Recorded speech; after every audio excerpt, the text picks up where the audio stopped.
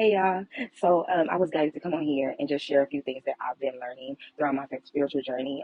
These things, like, you guys could, they're very, you've heard of them before, but you can research them and just like fact check for yourself before you, like, just take my word for it or try things out, especially like a couple things that I do mention in here. But these are things that's worked for me in my journey, in my growth, in my spiritual journey. And I'm happy that I did learn these things and I have them in my toolbox. So I want to share them with you.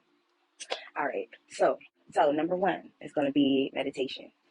Meditation is good because it helps you to calm any anxiety or any nervous feelings. Anytime your mind is like really cluttered, um, it helps me to declutter my mind, to calm my body, to kind of like get back in sync with myself, and like just like balance out my auras and just like clear out any of that stuck energy that I have on the inside. So that helps me do that. Also, like, you can listen to guided meditations. It's not easy to kind of like get it used to doing it on a daily basis. I still don't do it on a daily basis. I try.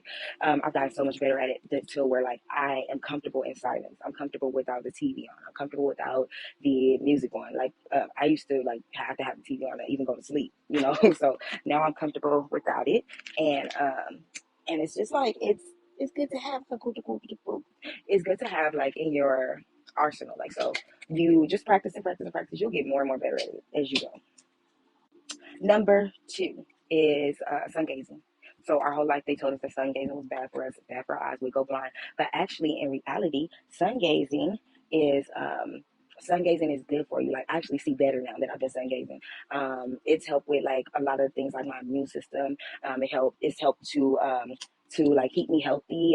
It helps like rejuvenate your whole body, like your whole body. Like, any illness that you have is good to do some sun gazing and get that in you. I would say do it in the early mornings or the afternoons, like around 12 o'clock p.m. I like to do it best at those times. You can do it at sunset, but I don't really like it as much as sunset. It seems a little bit less potent, but it's best in the mornings and afternoons.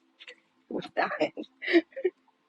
So the third is something I haven't really tried yet, like completely. I heard it on my like Kundalini audible book that I'm listening to currently, and it talks about body to earth and meditating while you do that. So it's like you lay directly down on the earth and do your body to earth, and it helps you to center yourself and get more grounded. But what I have done a lot of is I've done a lot of the grounding and putting my bare feet in the grass, and that just helps me feel like more like, I guess, in touch with nature. It feels good too. Like, just generally on your feet, it feels good. And it just helps to get you recentered and like reacclimated to like just nature, natural feeling, natural resources. And it kind of like, if you stand there, it helps you feel like connected to the earth in a way. So I mean, it's cliche, but it really does help. The fifth thing I'm going to mention is just to be sure to like start like looking yourself in the mirror, look yourself in the eyes, and say like positive things to yourself. Say things like, I love you. Say things like, you're doing great. Keep your good heart. You got a great heart. Like, you're getting better and better. Always getting better. Like, say your affirmations in the mirror to yourself. Like, but make them real to you. So you're not lying to yourself. You're not just saying things. Just to be saying them. Say things that you're proud of to yourself, because sometimes like you can't rely on other people to do those things for you. You have to, when everybody else is gone, when everybody else falls off, you're stuck with you. So you have to love you. Apologize to yourself if you need to, because sometimes, like I said before, with the boundaries, like, you resent yourself for the hurts and pains that you've been through, and it's important to acknowledge those feelings and just to tell yourself like, it's okay, you're trying, you're doing better, and to smile at yourself at the least bit. So you start there, and it helps you to separate yourself the from the higher self, your higher self, and your spiritual self, like who you are in spirit, and your intuition, that voice, and from your flesh, from what's allowing you to be here on earth and present, and to live this life. It helps you be grateful for the skin that you're in, instead of like looking at yourself and being like, oh, I don't like this, don't change this. No, you're beautiful inside and out. So, and that's everybody. So it's important to acknowledge that. Number 6 goes into allowing. Now, this is just something that I've been learning as of lately. Like, what I've learned lately is that no matter what the situation, bad or good, allow it. Allow it and learn from it.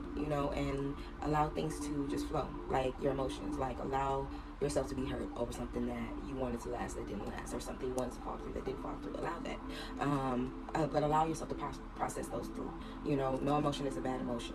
All emotions are your emotions. If they were that bad, I don't think that God would allow us to be angry. God would allow us to be hurt.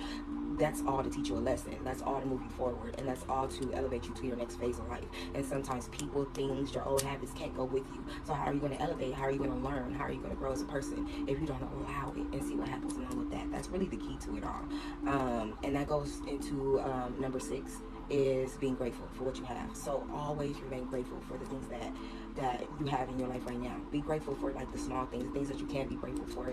It's like things like your kids, your pets. Those are things you can be grateful for, like easily. Your the fact that you ate today, the fact that you have a roof over your head, the fact that, you know what I'm saying, instead of like saying what you lack or always being in a lack mentality, it's what do I have right now? What can I see right now? What's in front of me right now that I can be grateful for? It could be the smallest thing. I could be grateful for this pen, and I am. You know, I love this pen. My little pen got a little glowy thing right here. I'm grateful for that, and it makes me happy, because what it does is, like, if you feel good on the inside, like, and you're grateful for what you have on the inside, that starts to manifest with everything outside of you.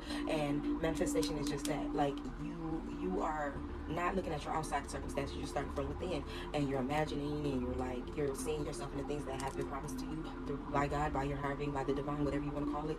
I like to call it God. So, like, whatever God is showing me, has given me a vision of, I'm going to be happy about that. I'm going to be grateful that I even saw a vision of it, because that means that I'm on my way. And the sooner I believe that, by being grateful for what I have and grateful for where I do see myself going, the better off, you know? So that, and I did mention your pets, and your kids. Like, I'm lucky enough, I'm just like blessed enough to have the biggest blessing in my life, which is a wonderful daughter. Just like the most amazing kid that anybody can ask for. God really truly shined his light on me with that. She's very intelligent. She gets all good grades all the time. She's in the 3rd grade right now. She's starting magnet. She just started this week, and you know, every grade, since she started school, all her teachers have favorited her. All her teachers have given her nonstop student of the month. I have so many awards. It's not even funny. It's like, it's so many. Like, I put some on the walls.